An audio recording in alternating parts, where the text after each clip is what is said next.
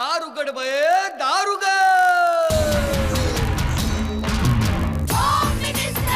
कोणाला बघ, शाळेला उशीर होतो.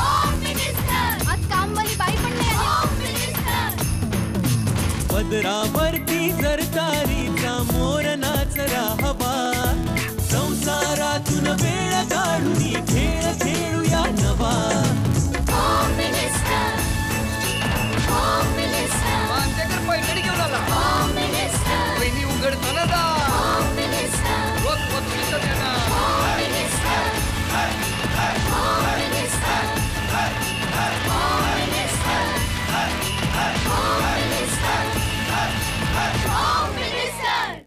नमस्कार. होम मिनिस्टरमध्ये मी आदेश बांदेकर आपणा सगळ्यांचं मनापासून स्वागत करतो. आपण आहोत आता संखेडा अपार्टमेंट, साईनगर, माहीम रोड, पालघर पश्चिम या ठिकाणी. आणि इथल्या सौ कृतिका दिनेश गवई या वहिनींना भेटणार आहोत. या भागामध्ये त्यांना बोलतं करणार. या वहिनी कोणाचाही फोन उचलत नाही, त्यामुळे इतरांची गैरसोय होते. म्हणजे काय होतं, चला हल्ली इथेही बोलायचं, परत घरी जाऊन त्यांना बोलतं करायचं, आणि मग या सगळ्याला वेळ पाहिजे. म्हणून इथे कमी बोलूया आणि घरी जाऊन जास्त बोलतं करूया. सुरुवात करूया गप्पा. आणि आई बाबा साईबाबांच्या पत्ते आपलं आहे म्हणजे सांगून टाकलं होतं. सांगितलं आपला हक्क आहे. नेटवर्क तुम्ही लावून ठेवलं. मी चांगला मिसळून जातो. मी पण वितळलो. हो नाही, मग मोठा गैरसमज झालेला दिसतो. मोठा गैरसमज आहे.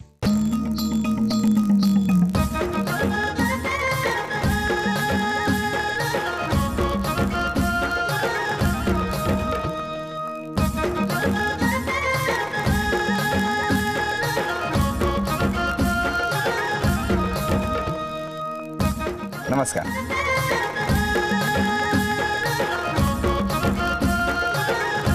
हो धडपडू नका का, टेन्शन आलंय का?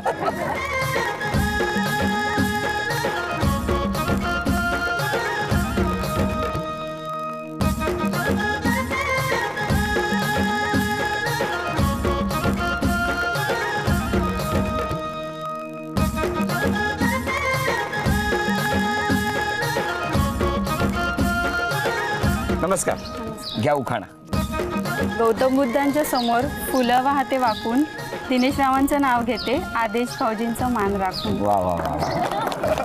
द्या आता ओळख करून. हे माझे मिस्टर दिनेश गवई. नमस्कार. ह्या माझ्या नणंद सुनीता शेजुळे. हे त्यांचे मिस्टर सुशील शेजुळे. नमस्कार. ही माझी आई. नमस्कार. हे माझे वडील. नमस्कार. हे भाऊजी माझे. ही माझी बहीण, ही मोठी बहीण, आणि ही माझी छोटी. काय नाव तुझं? संबोधी गवई.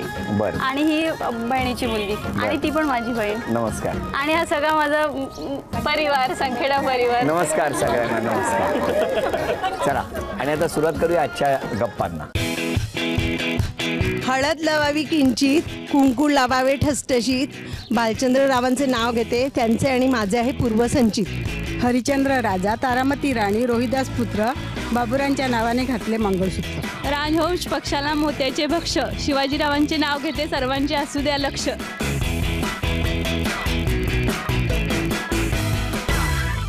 नमस्कार. नमस्कार. कुठलं माहेर? इथलंच पालघरचंच. पालघर. पालघरला टेंबोडे असं गाव आहे तिथे. घरी कोण कोण तुमच्या? आई वडील आणि मी पकडून आम्ही 4 जणी बहिणी आहेत. 4 जणी. बाकी इतर बहिणी काय करतात? इतर बहिणी 2 इथे नगर परिषदमध्ये कामाला आहेत आणि मोठी गृहिणीच आहे. तुम्ही काय करता? मी आता BA माझं झालेलं आहे कम्प्लीट. मी पार्लर आहे माझं स्वतःचं, पार्लर चालवते स्वतःच. हां. स्वतःचा व्यवसाय करायचा असं ठरवलं होतं? ठरवलं नव्हतं, पण मला आवड निर्माण झालेली की मी असं करूयात. मला जरा आवड होती असं सजवण्यात वगैरे, म्हणून मी त्याकडे वळलात. बरं. घर केवढं होतं तुमचं? घर एकदम छोटं होतं, म्हणजे कौलारू होतं, आणि असं पुढे झाडं वगैरे होती, आणि अंगण होतं छान, मस्त वातावरण होतं.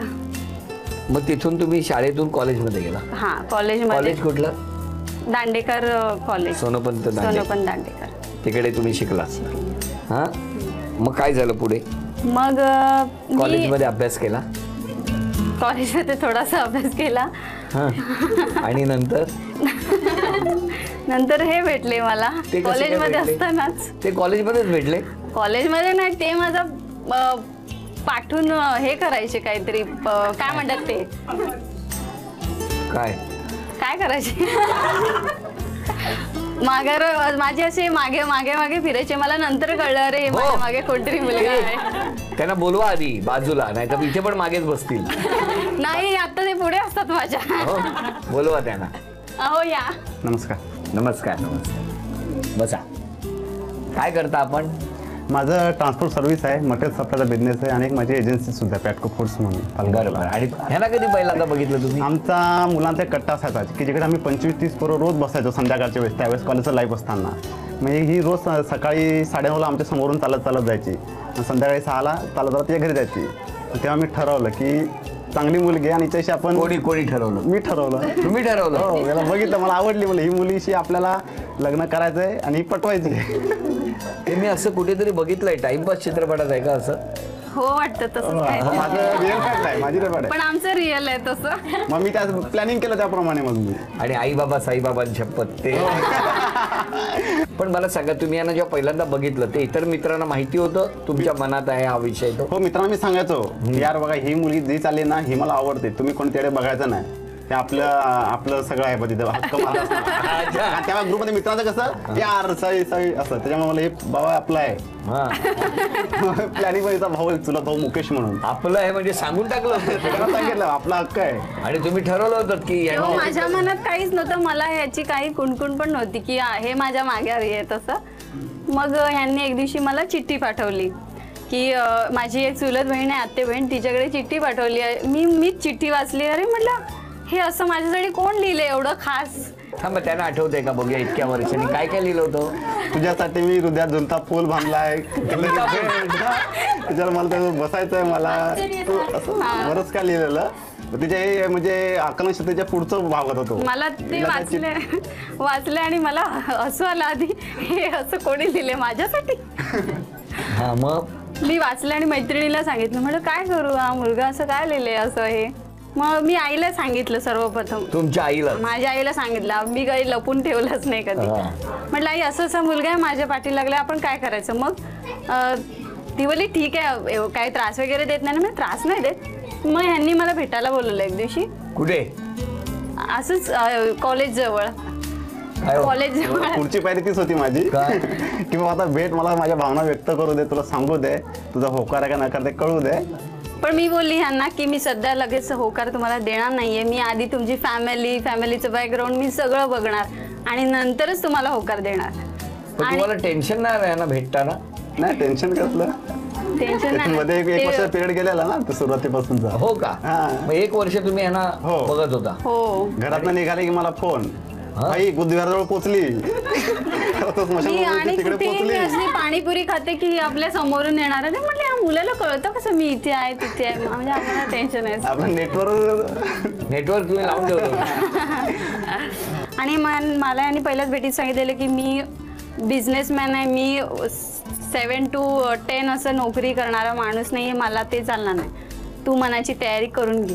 असं पहिल्याच भेटीत? हो, पहिल्या भेटीत नाही हो, थोडं पुढे गेल्यावर. थोडं पहिल्या भेटीत काय सांगितलं? वडिलांनी पण क्लिअर पहिल्या भेटीत मला सांगितलं की तू मला फार आवडतेस, तर मला तुझ्याशीच लग्न करायचंय.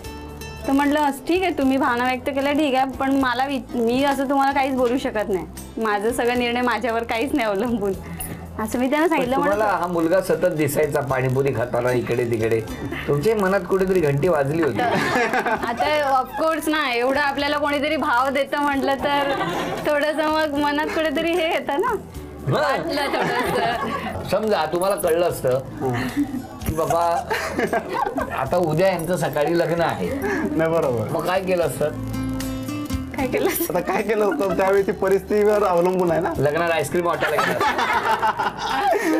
ते परिसर अवलंबून त्यावेळेस. काय केलं असतं मग? गप्प राहिला असतं? मग आता गप्प, तिचं सुख ते आपलं सुख हे समजून गप्प बसलो असतो. चांगला विचार सगळ्यांनी असाच विचार घेतला पाहिजे. कारण बऱ्याच जणांच्या बाबतीत असं होत असेल की एकतर्फी प्रेम होतं आणि मग कदाचित तिच्यापर्यंत त्या भावना पोहोचत नाहीत किंवा त्याच्यापर्यंत भावना पोहोचत नाहीत. मी मनात ठरवलेली सांगितलं की आंधळं प्रेम नाही करायचं, डोळस करायचं. उगाच कोणी आलं आपल्याला आय लव्ह यू म्हणलं म्हणून की आपण वावत नाही जायचं. आणि ह्यानी तर झुलता पूल बिल मारला. असं झालं मग. आणि मग 3 वर्ष मी कॉलेज शिकले आणि मग त्याच्यानंतर आमचं लग्न झालं. मग कट्ट्यावरती काय मग नंतर जाणं कमी केलं का जाता अजून? नाही अजून तर भेटतात ना मित्रमंडळी. बोलतात दिने यार तू शब्द पाळला बोलतो तू यार. बरं तुम्हाला मला विचारायचं, तुम्ही दांडिया गरबा असं काही खेळलात का इकडे कधी? हो, इथे आमचं गाव आहे ना, मग गावा मिळून एक गरबा असायचा. मग मग मी गेली की हे पण यायचेच ना मागे तिकडे. मला आपला डान्स म्हणजे गावठी डान्स, लग्नातला डान्स आपल्याला येतो. बाकी असा आता गरबा नाचता येत ना यांना येत नाही, आपल्याला. पण मला दाखवायला तिकडे नाचायला गेले. इम्प्रेस करायला मी गेलो स्टाईल मारायला. एक पाय इकडे तर एक पाय तिकडे. नंतर बघतो ते घरी. मला इतकं राग आला, मैत्रिणी होत्या ना सोबत. मग मला कसं तरी वाटलं की असं का नाचतोय हा. सॉरी हे म्हणजे नाचायला लागले येऊन इम्प्रेस करायला. पण गरबासारखा नाचत नाही. एक असं एकदम म्हणजे एक पाय इकडे एक पाय तिकडे असं जोर जोरात नाचत होते. गरब्याचं रूपच नव्हतं त्याला. काय मला खरोखर चीड आली. तुम्ही निघून गेला? म्हटलं अरे माझी इज्जत चालली इकडे, मी जाते. आणि मग तुम्ही काय केलं? नाचतच राहिला? मग मी गेल्यावर मग आपण तिकडे रपूच्या घरला गेलो घरी. मग नाराज झाल्यावर मग यांची चिठ्ठी असायची. चिठ्ठी? चिठ्ठी तू आपलं आज माझ्यावर नाराज झाली, तुझ्या अश्रूंनी काय खांदा ओला झाला. कांदा ओला झाला. कोणाच्या खांद्यावर आणायचं? सांगायचं चिठ्ठीमध्ये. चिठ्ठीमधून सांगायचे काय लिहायची चिठ्ठी सांगा ना. लिहिण्यात फार हातखंड आहे त्यांचा. हो, काय काय लिहिलंय सांगा ना. असंच होत आलं तुझ्या प्रेमाचं, अंगभर स्वतंत्र बर्फ होतो आणि तुझ्या स्पर्शाच्या गरमीने तो अंगभर विसरून जातो. मला कधी कळायचंच नाही. आणि हिला माझे शब्द कळायचेच नाही. तर मी म्हणा एवढी मेहनत करून फायदा नाही चिठ्ठीची.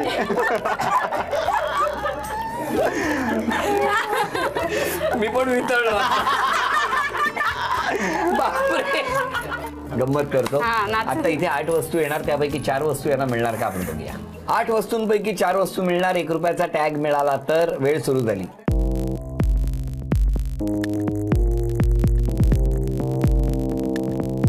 कोण बघणार? तुम्ही. मीच बघू. 50 रुपये आणि चॉपर घेतलेला आहे. 10 रुपये 60 रुपये झाले आणि 2 संधी. आणखी 2 संधी शिल्लक आहेत. जेवणाचा डबा 100 रुपये. 100 रुपये. एकच chance राहिला. 160 रुपये झालेले आहेत. एकच संधी शिल्लक आहे. आता शेवटची संधी आहे. 5 रुपये. आणि काही हरकत नाही. पण आता या सिच्युएशन वर काय लिहाल चिठ्ठी? आता चिठ्ठीचं रूप बदललेलं असेल ना, आता ते चिडतात फक्त. काय सांगता? मग आता काय हो, आता प्रेम वगैरे कमी झालं? नाही प्रेम म्हणजे मला असं वाटतं जिथे फुलं लायचे ना तिथे आता तू दगड दिसते वगैरे असं सांगायला हरकत नाही. चला आता आरोप करायचे आणि तुम्ही यांची बाजू घ्यायची. पहिला आरोप कोण करणार? बोला. मी यांच्या नणंद. आमच्या वहिनी कधीही फोन उचलत नाही. 3-4 वेळा केल्याशिवाय अजिबात फोन उचलत नाहीत. आणि एक सकाळी लवकर उठायचा भयंकर कंटाळा. मान्य. या दोन्ही तक्रारीशी मी सहमत आहे. पण याच्यात मी आता उपाय शोधलेला आहे. मी घरात टेलिफोन आणतो, रिंग वाजणारा, म्हणजे ती चूक सुधारेल. बरोबर. आरोप मान्य आहे का? हो, आरोप मान्य आहे. तुम्ही यांची बाजू घेणारच नाही. त्यासाठी मी सुधारणा व्हावी, त्याच्यासाठी मी आता टेलिफोन आणतो घरी, रिंग वाला मोठा वाजणार, म्हणजे ती गडबड होणार. बहिणीची बाजू लगेच घेतली. बहिणीचे आरोप मान्य केले. मला वाटेल यांच्या बाजूने उभे राहतो. पण ते मला पण कधी कधी अनुभवाला मिळतात ना. आरोप सत्य आहेत सगळे. पुढचा आरोप कोण करणार? आई. चिडखोर आहे ती, जरा रागीट आहे, पण तिच्या मनासारखं झालं पाहिजे कुठलीही गोष्ट. मान्य आहे का? नाही, एवढी चिडत नाही ती. तिच्या हाऊस तिच्या मनासारखी झाली पाहिजे. तर ती मनासारखी झाली पाहिजे. त्याच्या आधी मी पण करतो. तिच्या इच्छेच्या आधी माझी गोष्ट झालेली असेल पूर्ण. आरोप मान्य आहे? नाही, एवढा मान्य नाही. पुढे. ती नेहमी स्वतःच खरं करते.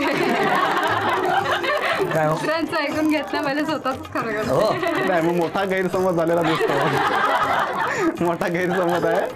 तर आपण कार्यक्रम संपल्यावर तो दुरुस्त करू. आता काय सांगाल? आरोप मान्य आहे का? नाही. पुढे.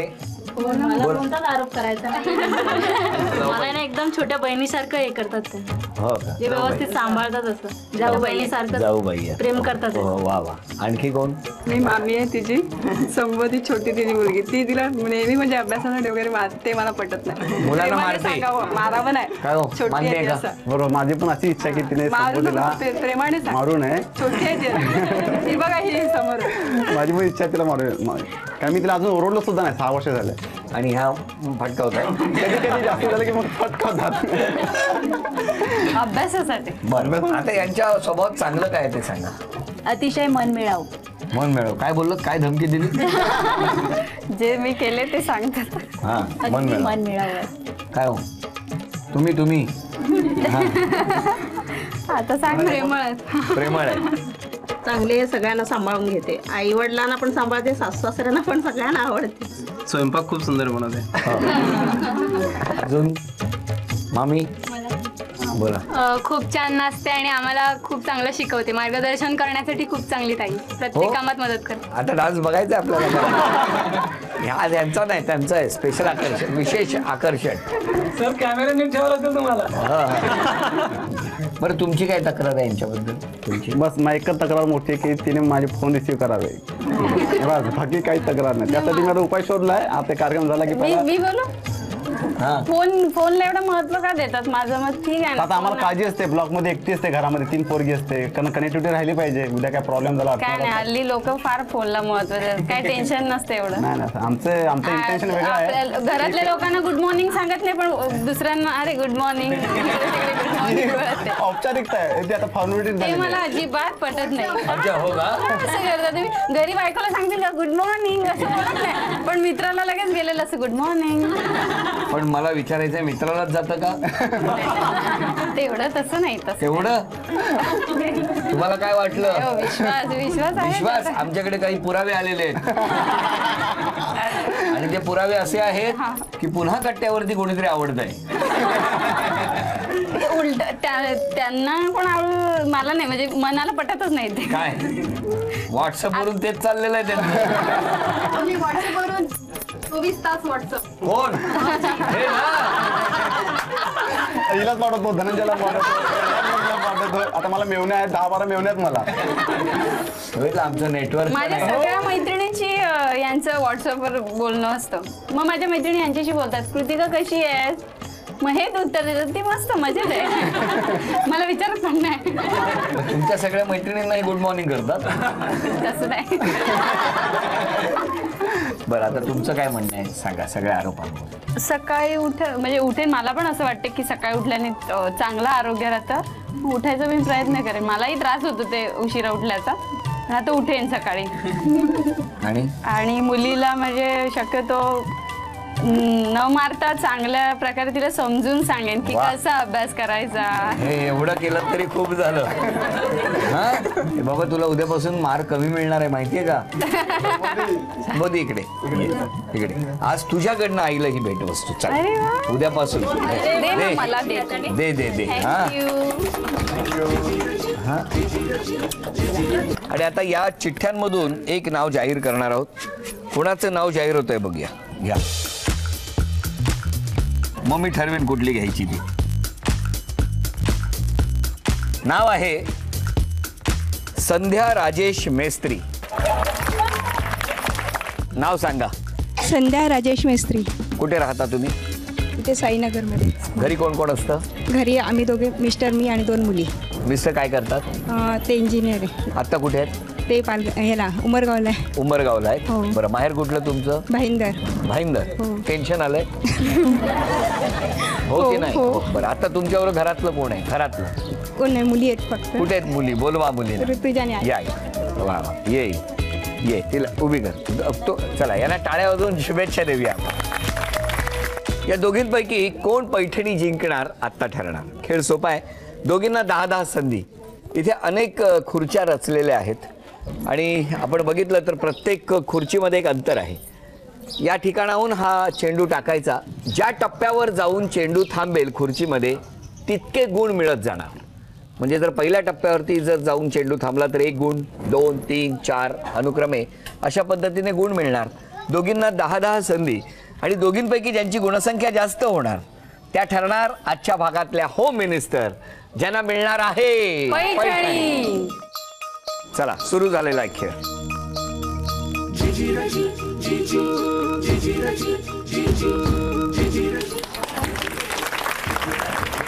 1 2 3 4 5 3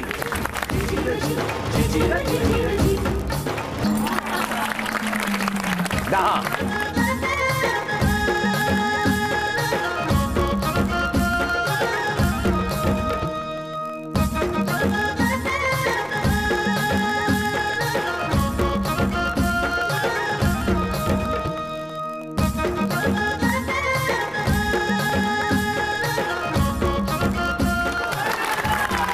1 2 3 4 5 6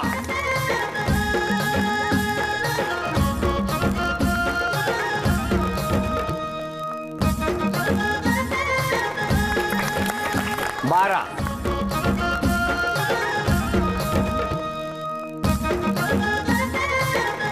अभिनंदन. झी मराठीकडून ही भेटवस्तू तुम्हा दोघींसाठी घ्या. ही भेटवस्तू तुमच्यासाठी. उपविजेत्या ठरल्या मेस्त्री वहिनी, त्यांना झी मराठीकडून हे चांदीचं नाणं. अभिनंदन. आणि आजच्या भागात होम मिनिस्टर ठरल्या गवई वहिनी, त्यांना तथास्तू पुणे यांच्याकडून ही पैठणी.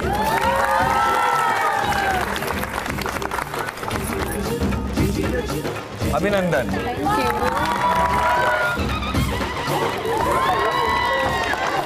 संखेडा कॉम्प्लेक्स पालघर या ठिकाणी रंगलेला होम मिनिस्टरचा हा भाग इथेच संपतो आहे. पुन्हा भेटूया अशीच एक पैठणी घेऊन होम मिनिस्टरच्या पुढच्या भागात. नमस्कार.